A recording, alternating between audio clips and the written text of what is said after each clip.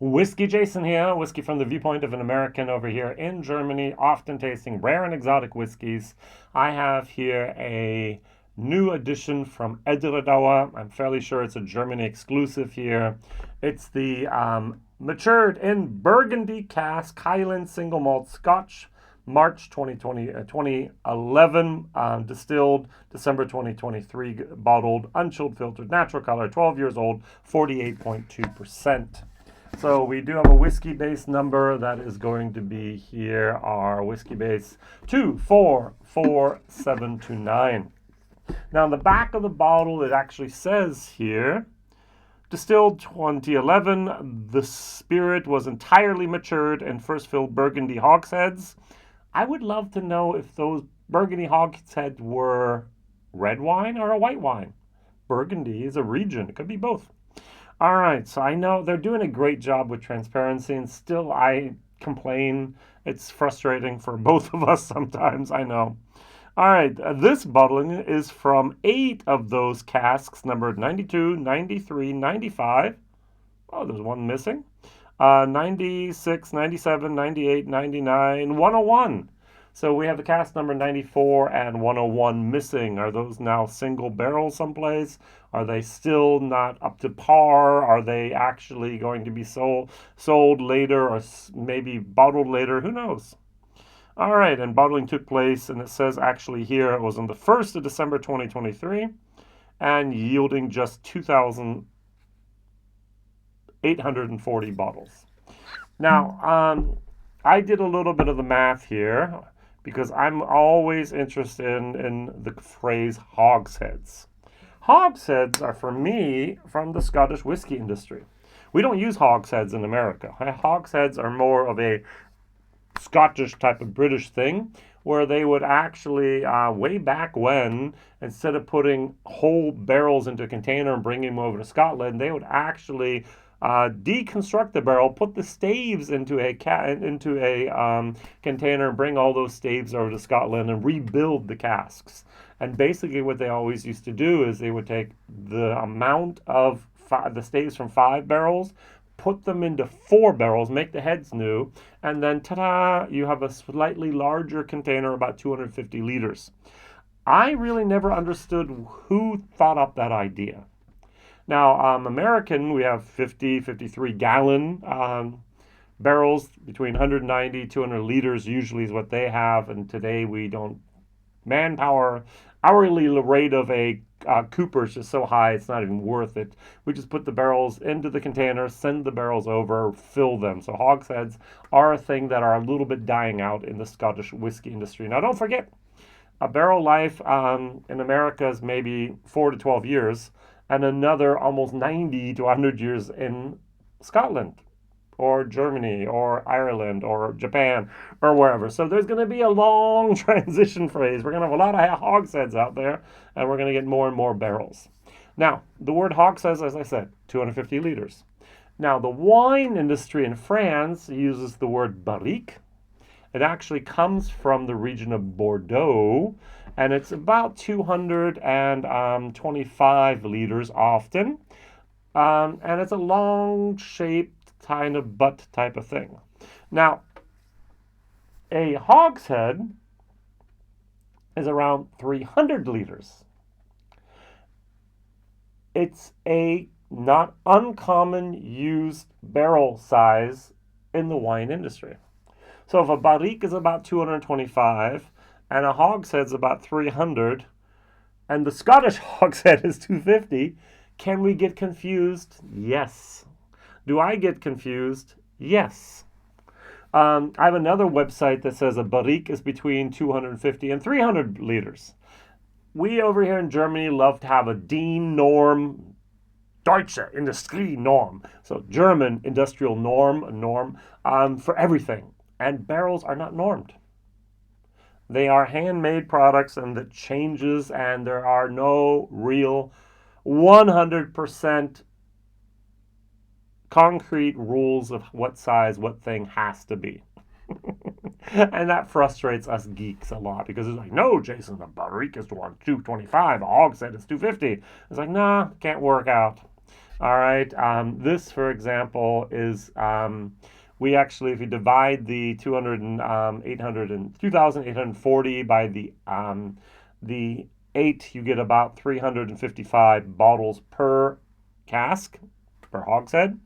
And you do the math of 0.7, you're going to get basically 248 liters of alcohol after full maturation of 12 years. So there'd be zero angel share. That just doesn't work out anyway. So that's that. That's what's going on in there. So maybe you learned something. Hogsheads are not necessarily always 250. They can also be 300. I did not know that, especially if they're from wine.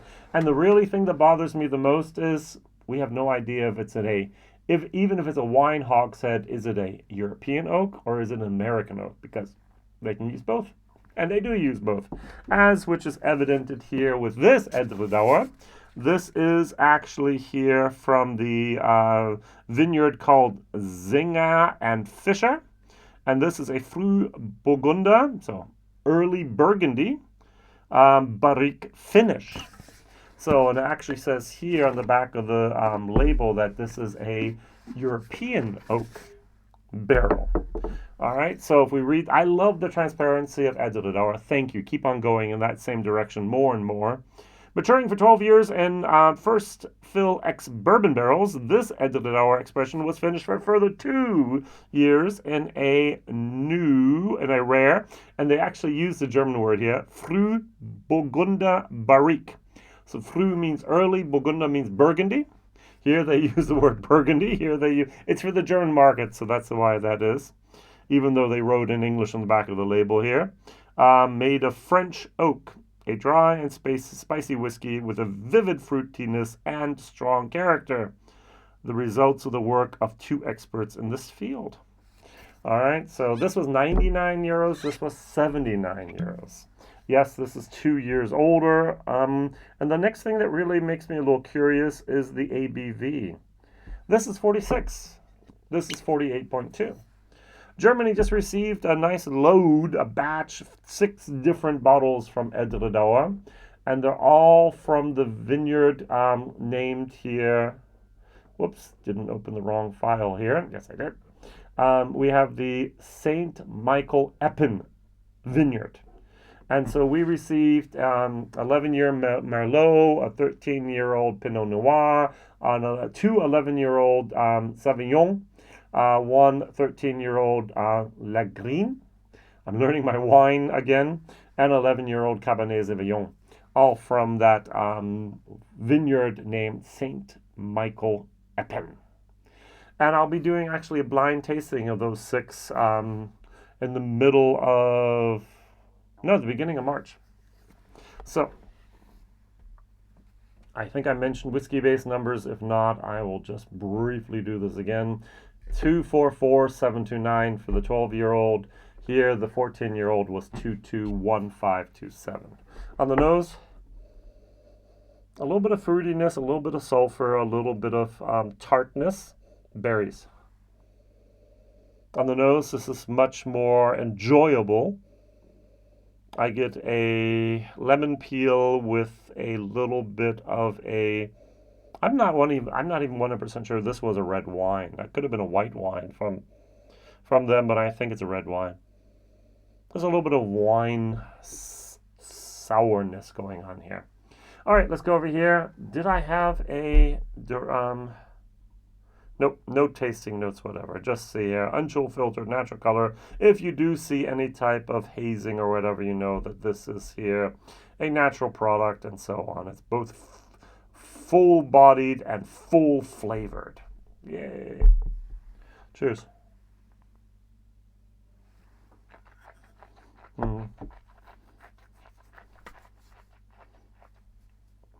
Too much sulfur for my liking.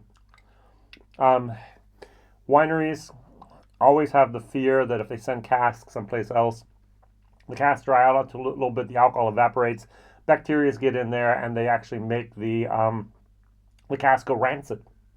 It spoils the wood, and very, very difficult to get rid of that moment. And so what they do, they just put a sulfur candle in there, and then the sulfur interacts with the air in there and then causes the surface of the cask not to spoil. Now, in wine, they do it all the time, and in wine, I don't know. I have the opinion at this moment that wine sometimes masks that sulfur moment.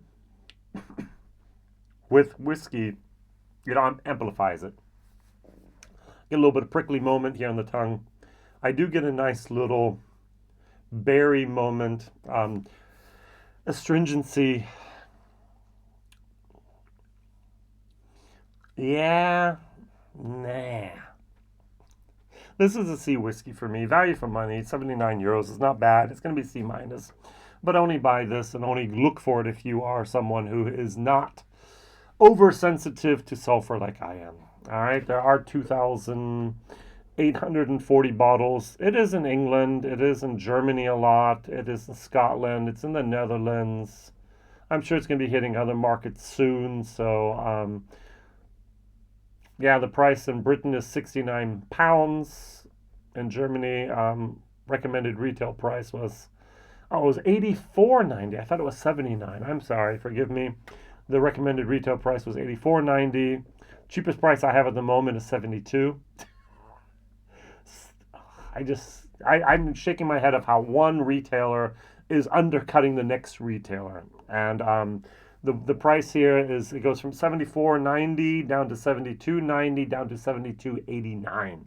So if that one retailer that's now listed here on Whiskybase is 1 cent cheaper, and of course I'm going to buy it from him instead of buying it then at the normal retailer I normally buy it from, online or local dealer or whatever. I just shook my head. It's like, oh yeah, that 1 cent, put you at the top of the list. Yay! Race to the bottom here. Over here, this has a little bit of a tart sour moment going on.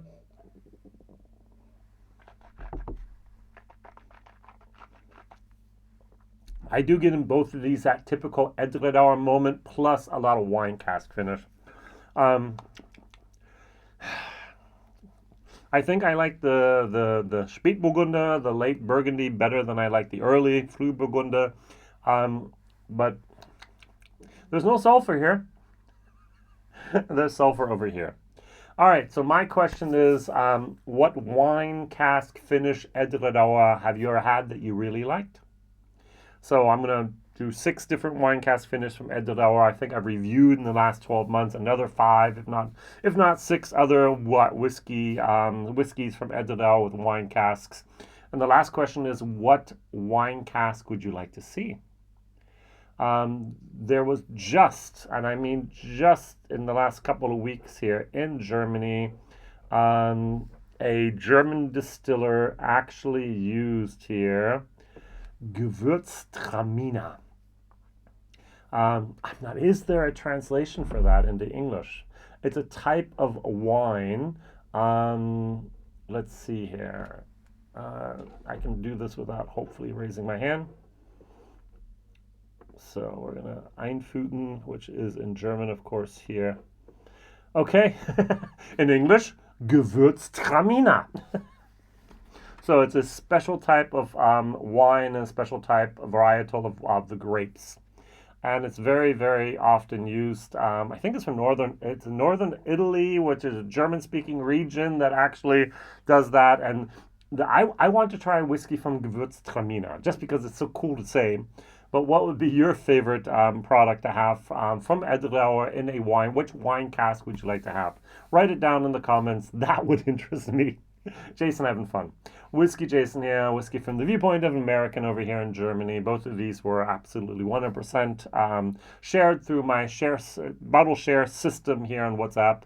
If you are in Europe, if you're in Germany, you can ask me, whiskyjason@gmail.com here about the list, about the link, and I'll make sure that you can get in there. Thank you very much. All the best to you. See you real soon. Bye-bye.